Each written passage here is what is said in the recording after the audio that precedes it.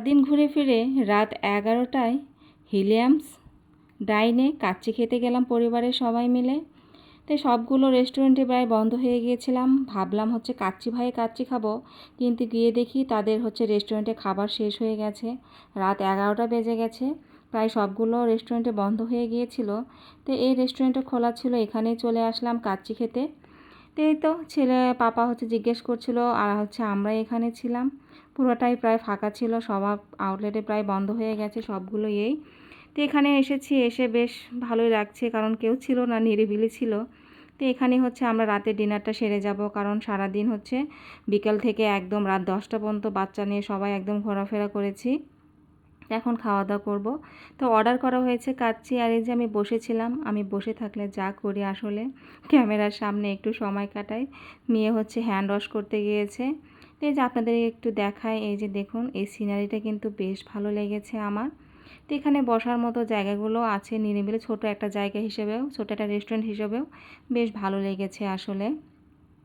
তো বসেছিলাম, তাই এর মধ্যে মেয়ে চলে এসেছে হ্যান্ড ওয়াশ করে, একদম বলছে যে মাম্মি আমি দেখো হ্যান্ড ওয়াশ করে এসেছি। সে একাই খুব সুন্দর করে হ্যান্ড ওয়াশ করতে পারে। তো এখানে এই যে চলে এসেছে আমাদের কাচ্চি। তা আমরা 2 প্লেট অর্ডার করেছিলাম, দুইটা, একটা 2 জনের জন্য আর একটা 1 জনের জন্য, এই 3 জনের জন্য অর্ডার করেছিলাম। তো সাবার পাপা আর আমরা সবাই মিলে খাবো। তো মেয়ে এখান থেকে খাওয়া শুরু করে দিয়েছে। মেয়ে বলছে অনেক টেস্টি, অনেক মজা। তাই বললাম খাও।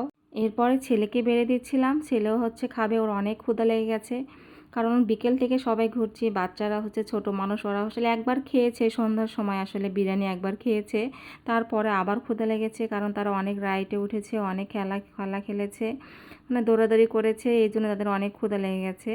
আসলে কালকে মমনে যে গিয়েছিলাম, সেই ভিডিওটা আপনাদেরকে পরশুদিন শেয়ার করব। আসলে আজকে সময় পাইনি এডিট করার, আসলে অনেক ব্যস্ত ছিলাম, আর শরীরটাও ভীষণ অসুস্থ, একটু ঠান্ডা লেগে গেছে, ভয়েসটাও কেমন জানে আসছিল। তো ছেলেকে বললাম একটু খেয়ে বলো কেমন হয়েছে। ছেলে না খেয়ে বলছে ভালো হয়নি। তো বললাম আগে খেয়ে দেখো, তারপরে বলো। বলো আচ্ছা দাঁড়াও।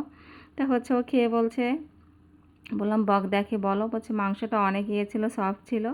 তো বলছে আচ্ছা, মোটামুটি ভালো লেগেছে ওর কাছে। ও আসলে এমনই, যে কোনো খাবার দিবেন ও এমনই করবে, কিন্তু খাবে কিন্তু সে অনেকগুলো। কারণ তার কাছে বিরিয়ানি বলেন আর এরকম কাচ্চি বলেন, ওর কাছে খুবই পছন্দ। ও বিরিয়ানিটা বেশি পছন্দ করে। ওকে সারাদিন যদি বিরিয়ানি খেতে দেন, ও সারাদিনই বিরিয়ানি খাবে। ওর কখনো রুচি চেঞ্জ হয় না। আমার আবার অতটা পছন্দ না, মোটামুটি ভালো লাগে। তো সাবার পাপাও এখানে খেতে বসে গেছে, আর আমি এর ভেতরে খেতে বসে গিয়েছি। তা আমি একটু নিয়েছি, নিয়ে এখানকার মাংসটা একদম সফট ছিল। এই যে আমার কাছে মোটামুটি লেগেছে, কারণ একটু ঠান্ডা হয়ে গিয়েছিলো, একটু গরম গরম হলে বেশি ভালো লাগতো আসলে।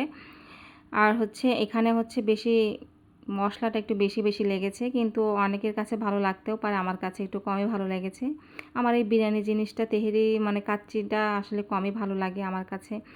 যা সাধারণ যে বিরিয়ানি থাকে ওইটাই বেশি ভালো লাগে, আর ভাতই বেশি মজা লাগে, সাদা ভাত, এটাই বেশি পছন্দ।